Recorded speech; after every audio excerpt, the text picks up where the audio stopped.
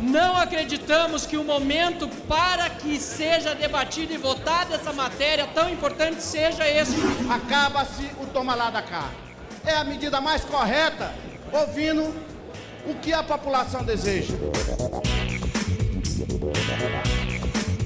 Primeiro substitutivo e mesmo outro que tentou ser reparado por várias bancadas, inclusive a bancada feminina, a qual eu reconheço o esforço, mas botou um jabuti. A ideia de apresentar, então, esse substitutivo não é minha. São aqui opiniões de vários partidos.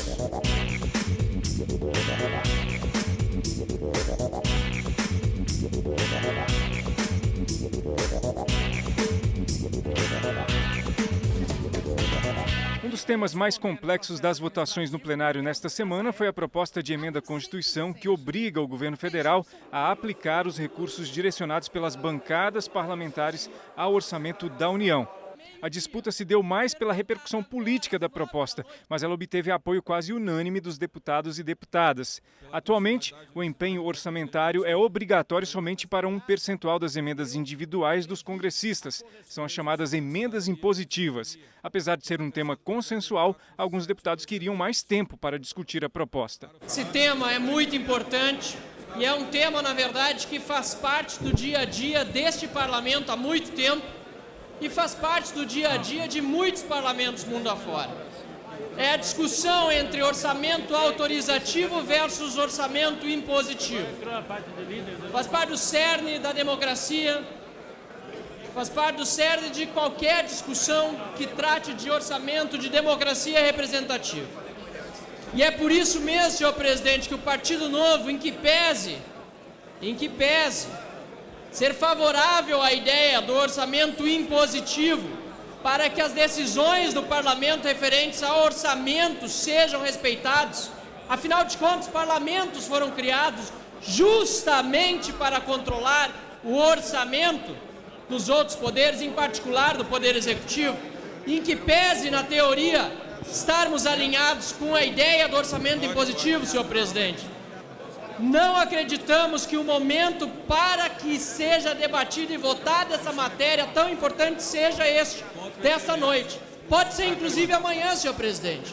Mas uma matéria que foi definida no Colégio de Líderes ao meio-dia, ser votada agora às 9 da noite, de tamanha importância, precisa ser melhor debatido pelo menos por 24 horas. Só para caminhar contra a retirada de pauta, acho que é um projeto importante, que empodera essa casa. Nós trabalhamos a favor do legislativo e às vezes as pessoas falam que esse projeto não foi discutido. Como não? O projeto passou nas comissões, o projeto está pronto para votar há muito tempo. A discussão da casa não é quando sai do Colégio de Líderes. Esse projeto tem que ser discutido e são discutidos muito antes de chegar ao Colégio de Líderes. Quando chega ao Colégio de Líderes, já estão prontos para ser votados, já estão debatidos, os partidos já têm as suas posições. Nós somos a favor do projeto e contra a retirada de pauta. Esse é um dia histórico do Parlamento brasileiro. Nós, como fazemos a nossa primeira aproximação da vida política, quando nos candidatamos, aprendemos qual é a função do deputado, que é legislar e aprovar o orçamento. Só que quando nós aprovamos o orçamento aqui nessa casa, o orçamento é o orçamento autorizativo. É aquilo que muitos chamam de peça de ficção. Hoje, essa casa, através de uma mudança da Constituição, nós damos um passo decisivo para que o orçamento aprovado no Parlamento brasileiro, ele seja impositivo, seja a parcela que foi colocada no orçamento pelo governo, seja aquilo que foi emendado pelos parlamentares, pelas suas bancadas regionais. Isso é decisivo, principalmente num orçamento hoje que basicamente seu 1 trilhão e 400 milhões de reais são todos consumidos com despesas obrigatórias. Sobram somente, deputados, 137 bilhões de reais das chamadas despesas discricionárias. E o que acontece? Quanto mais espremido esse orçamento, mais ele é consumido pelas despesas obrigatórias que são legalmente constituídas ou pelas despesas de custeio. E o que menos sobra é para a população o retorno dinheiro que é arrecadado nos seus tributos para investimento. Aprovar essa PEC significa dizer que vai se quebrar todos os pires e todos os pratos que haviam nas mãos de deputados, de senadores, de prefeitos e governadores, pedindo para os ministros liberar recursos e muitas das vezes se comprometendo com determinadas votações nas comissões e no plenário da Câmara. Por fim, acaba-se o toma lá da cá. É a medida mais correta, ouvindo o que a população deseja, o que o povo do brasileiro espera de todos nós, fazer com que o orçamento não seja mais um orçamento figurativo, seja um orçamento real. Aquilo que é construído dentro do parlamento será executado. Com a concordância dos líderes partidários, a PEC foi aprovada em 2 turnos. A proposta segue para análise do Senado Federal.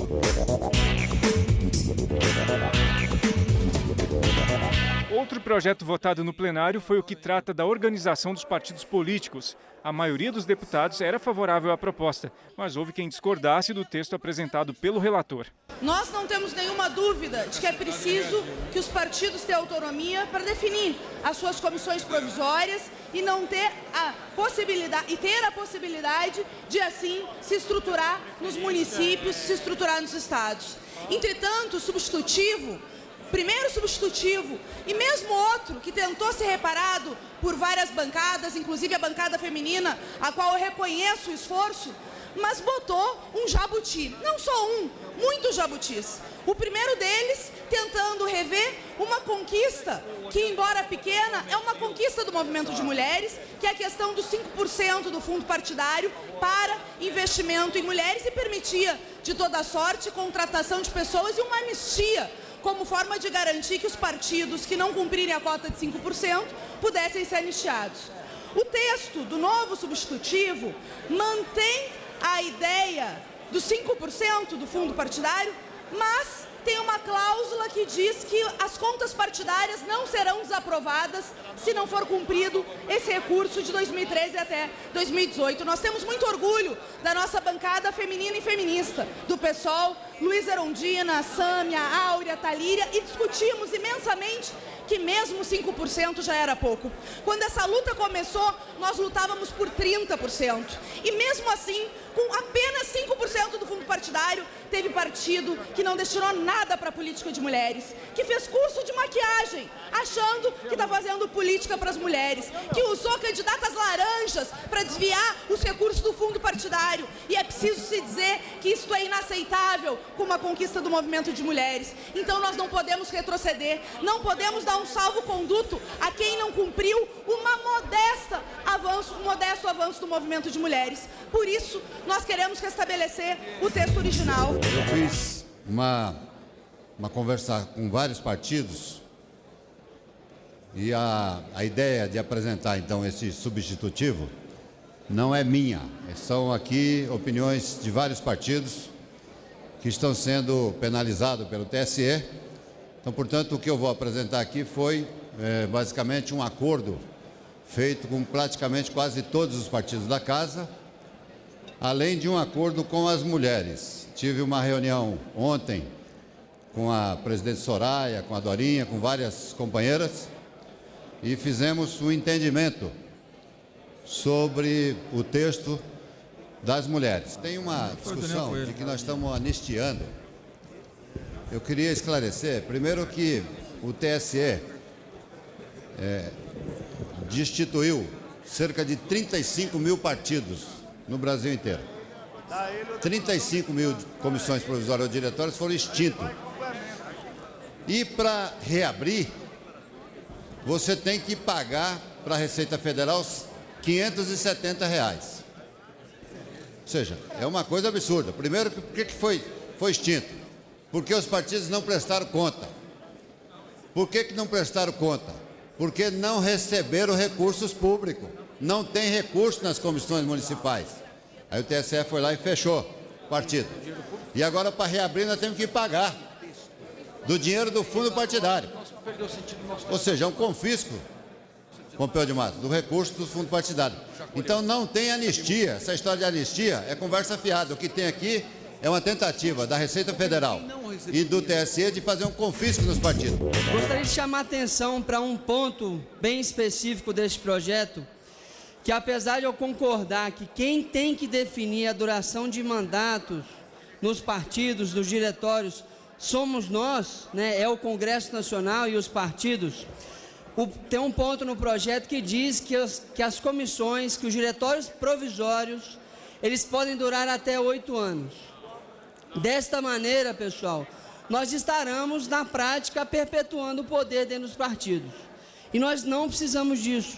Nós precisamos, de fato, de democracia interna nos partidos, de oxigenação dentro dos partidos, para que a gente consiga ter cada vez uma democracia melhor no nosso país.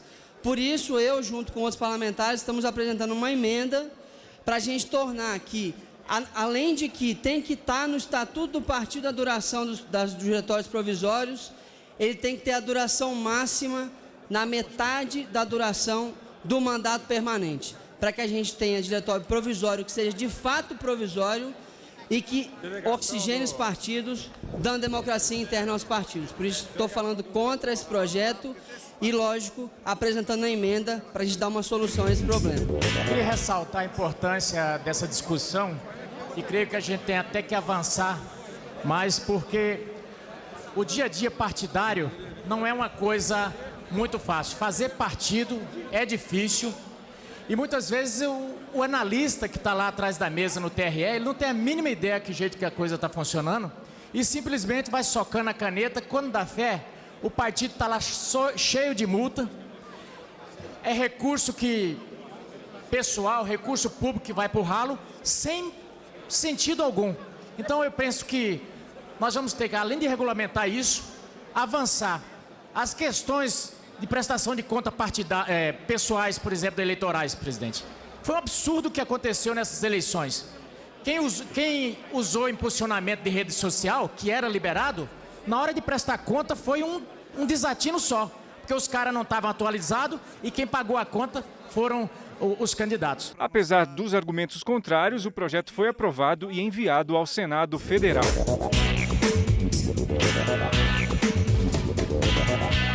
Depois de algum tempo na pauta do plenário, os deputados finalizaram a votação do projeto que permite que estrangeiros sejam donos de empresas aéreas no Brasil. É uma proposta sempre muito polêmica. Inclusive, alguns partidos pediram a retirada de pauta do projeto. O PCdoB quer encaminhar o voto sim à retirada da pauta, considerando, senhor presidente, que esta matéria ela é danosa aos interesses do nosso país, a própria soberania do país.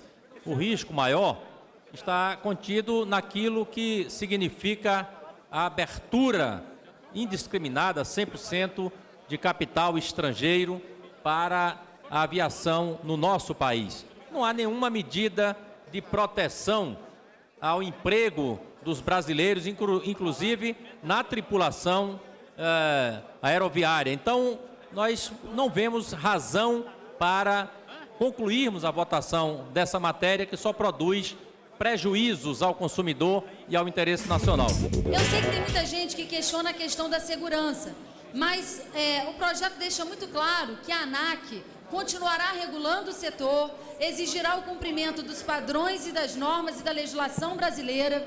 Então eu não vejo por que essa política restritiva da participação do capital estrangeiro nas companhias aéreas.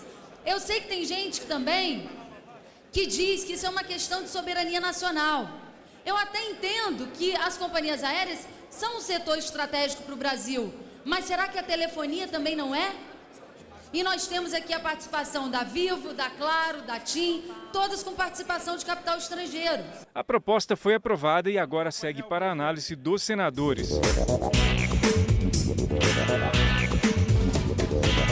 A determinação do presidente Jair Bolsonaro para que os quartéis comemorem o 31 de março, data que marca o início do regime militar, também repercutiu no plenário. Apresento nessa Câmara o requerimento de informações à Presidência da República, ao Ministério da Defesa, que não só o Brasil, mas o mundo quer saber o que são essas orientações do presidente da República, anunciadas pelo seu porta-voz, para comemorações do dia do golpe militar no Brasil e da ditadura militar no Brasil.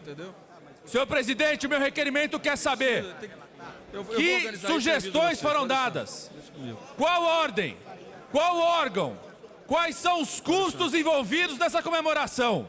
E vamos entrar junto à Corte Interamericana com questionamento, porque a Corte Interamericana é clara em questionar os estados que promovem e difundem a ditadura.